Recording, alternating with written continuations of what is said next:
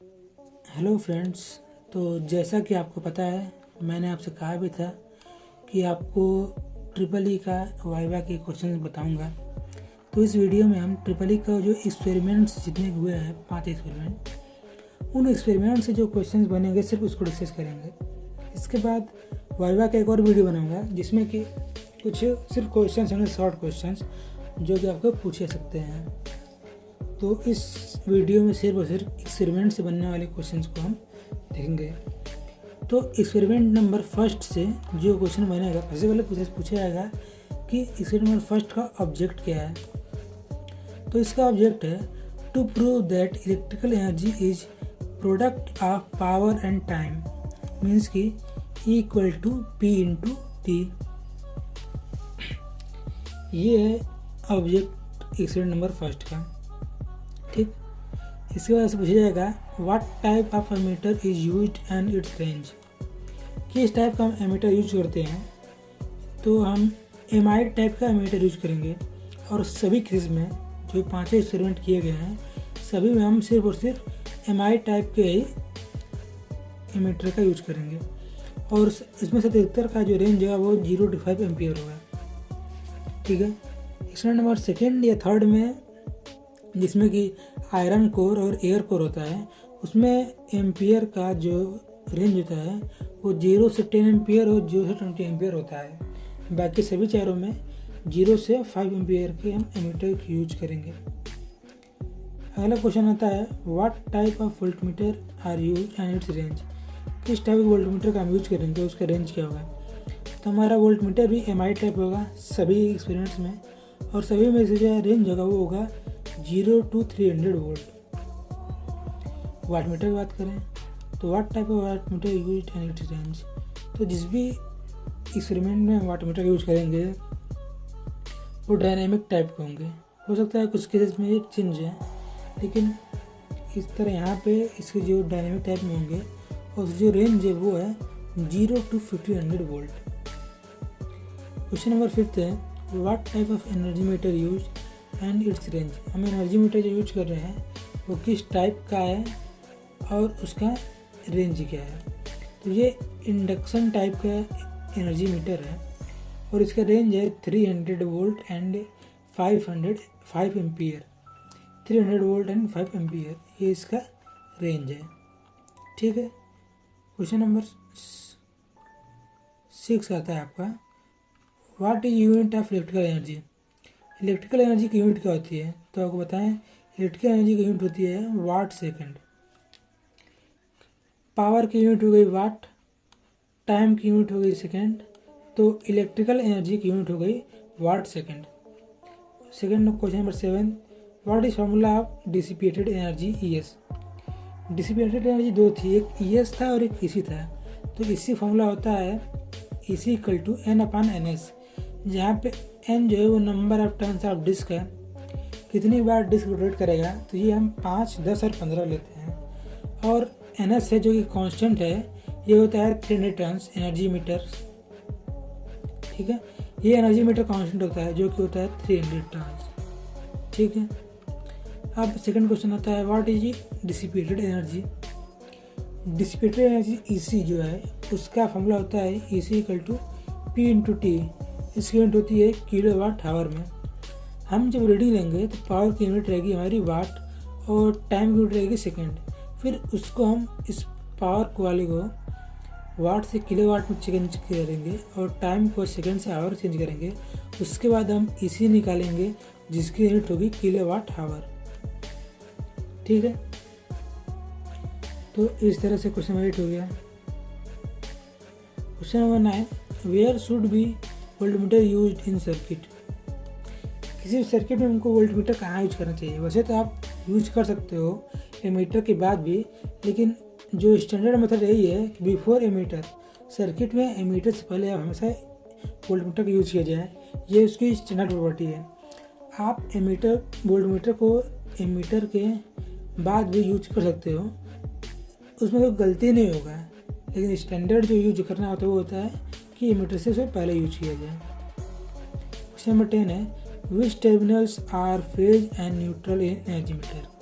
Energy meter में जब 4 terminals होते हैं, उनमें कौन सा फेज होता है, कौन सा न्यूट्रल होता है।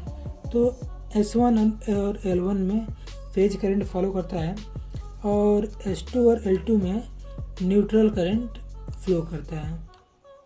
ठीक है, अब यहाँ पे एक बात ध्यान दीजिएगा, आपको ES और EC का रेशियो निकालना होगा। इसकी जो वैल्यू होगी हमेशा 1 से कम होगी। 0.9 से 0.94 के अप्रॉक्स तक वैल्यू आती है इसकी। ठीक है, तो ये एक्सपेरिमेंट नंबर फर्स्ट से क्वेश्चन थे। अब एक्सपेरिमेंट नंबर सेकंड देखते हैं। सबसे पहले ऑब्जेक्ट की बात करें कि इसका ऑब्जेक्ट क्या है। तो इसका ऑब्जेक्ट है to determine the power factor in single phase AC circuit with the help of watt meter and ammeter and volt meter. एक सिंगल फेज सर्किट में हमको पावर फैक्टर को हमको डिटरमाइन करना है वाट मीटर, एमीटर और volt meter की help से। ये हमारा सेकंड एक्सपेरिमेंट का ऑब्जेक्ट है। अब देख लीजिए, what is formula of power. Power formula क्या होता है, तो पावर P इक्वल टू होता है VI cos phi। Power P equal to होता है VI cos phi। ठीक है, V वोल्टेज, I करंट और cos phi जो है वो करंट वोल्टेज के बीच का जो एंगल होगा। ठीक, cos phi को पावर फैक्टर भी कहते हैं और cos phi power factor equal to होगा P इक्वल टू V/I। आपको क्वेश्चन में कहा जाएगा कि आप पावर फैक्टर निकालिए। ठीक है, तो power factor cos phi equal to होता है P/V/I, मीन्स कि रीडिंग ऑफ वाट मीटर जो कि P है और रीडिंग ऑफ वोल्ट मीटर जो कि वैल्यू V होगी एंड रीडिंग ऑफ एमीटर जो कि वैल्यू होगी I की।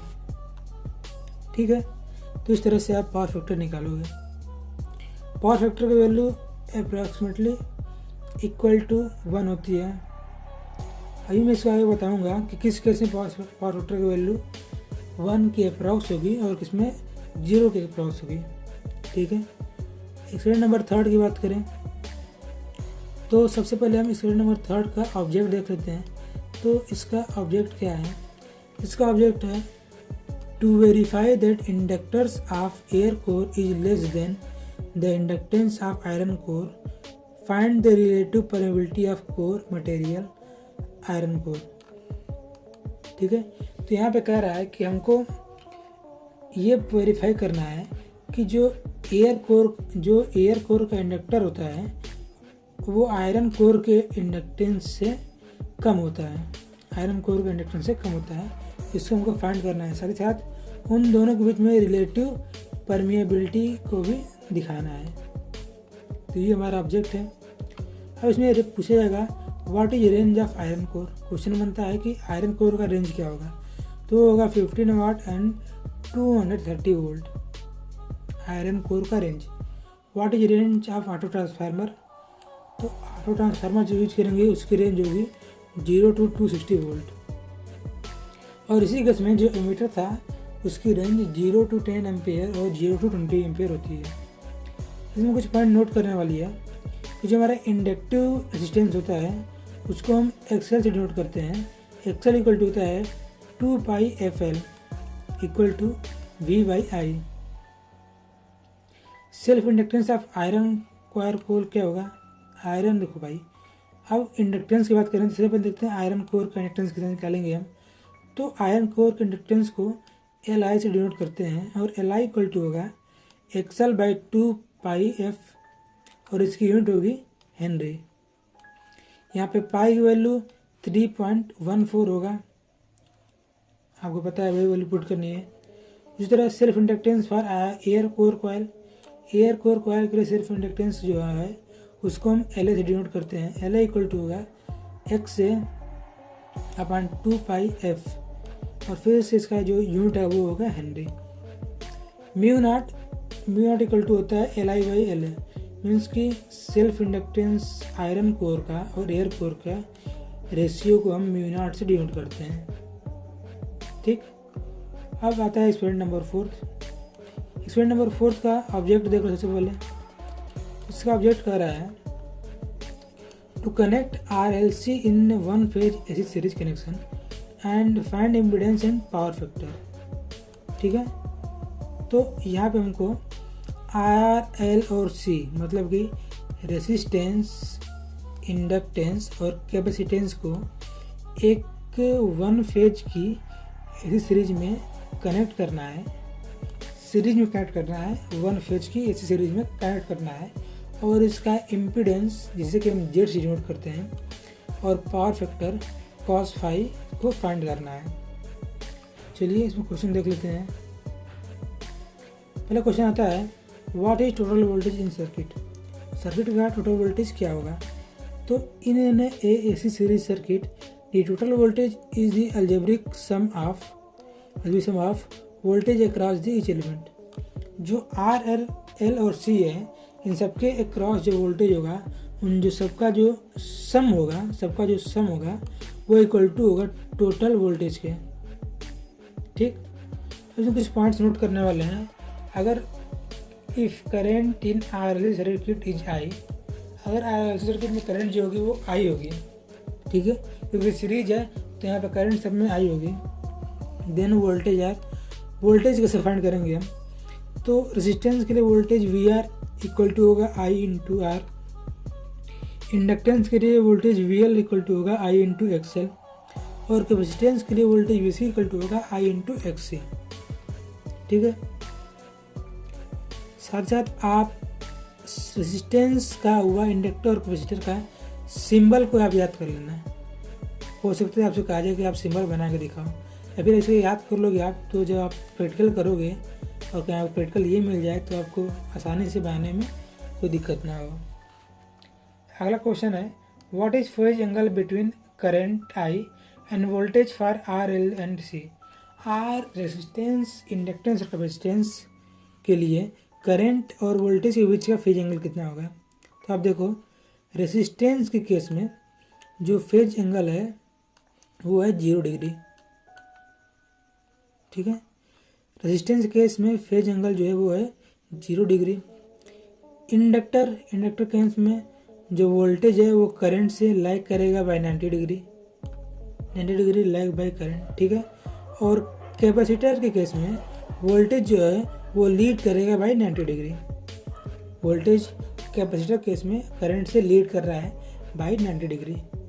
ठीक, what is formula of resultant voltage.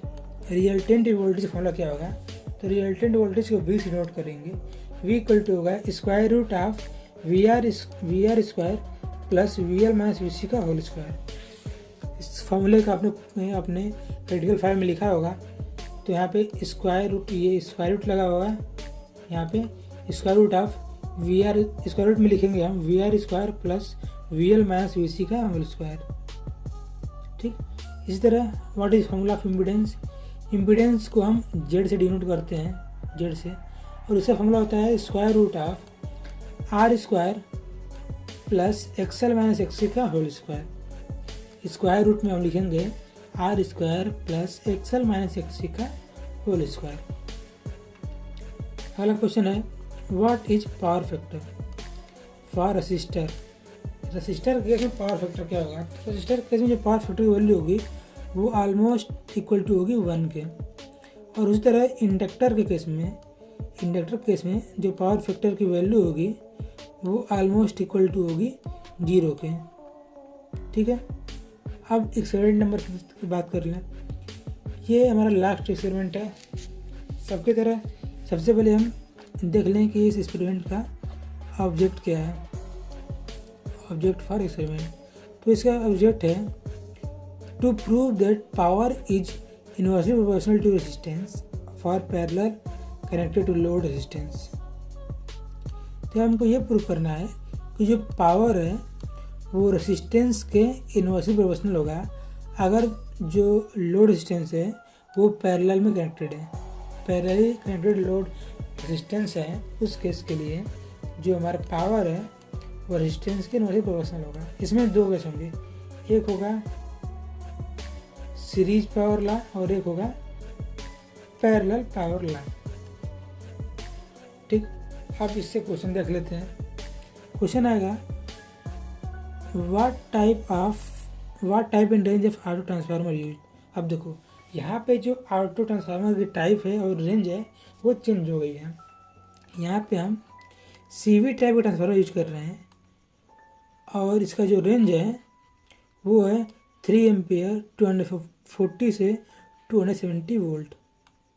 यहाँ पे ऑटो ट्रांसफार्मर की जो टाइप है वो चेंज हो गया। यहाँ पे CV टाइप का ऑटो ट्रांसफार्मर यूज किया जा रहा है। रेजिस्टेंस की बात करें तो रेजिस्टेंस R इक्वल टू होगा V/I और पावर P इक्वल टू होगा V²/R। क्वेश्चन इसमें बनता है what is equivalent resistance for parallel combination. Parallel अगर जब जिस केस में जो रेजिस्टेंस है वो पैरेलली कनेक्टेड होगा तो उस कंडीशन में इक्विवेलेंट रेजिस्टेंस का फॉर्मूला होगा 1/R equivalent equal to 1/R1 plus 1/R2 plus 1/R3 plus 1/R4। उसी तरह जब रेजिस्टेंस जो है वो सीरीज में कनेक्टेड होगा तो उस कंडीशन में हमारा इक्विवेलेंट रेजिस्टेंस वो हो जाएगा R equivalent equal to R1 plus R2 plus R3 plus R4। तो ये थे हमारे एक्सपेरिमेंट से रिलेटेड कुछ इंपॉर्टेंट क्वेश्चन जो कि ट्रिपल के वाइवा के लिए हैं। और जैसे कि मैंने आपसे पहले भी कहा है मैकेनिक्स का भी वाइवा का जो वीडियो है वो मैं जल्दी बना के अपलोड करूँगा चैनल पे।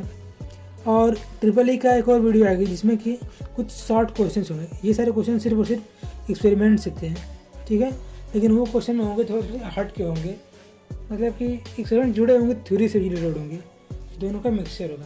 तो फ्रेंड्स अगर वीडियो पसंद आई हो तो लाइक करें, शेयर करें, फ्रेंड्स साथ शेयर कर दें ताकि सभी लोग अच्छे से वाइवा के लिए प्रिपेयर हो सकें, किसी का वाइवा ख़राब ना जाए। और आपको होने वाले वाइवा के लिए कुछ लोगों का वाइवा कल है तो उनके लिए all the best to all of you. तो मिलते हैं नेक्स्ट वीडियो में, तब तक के लिए बाय बाय।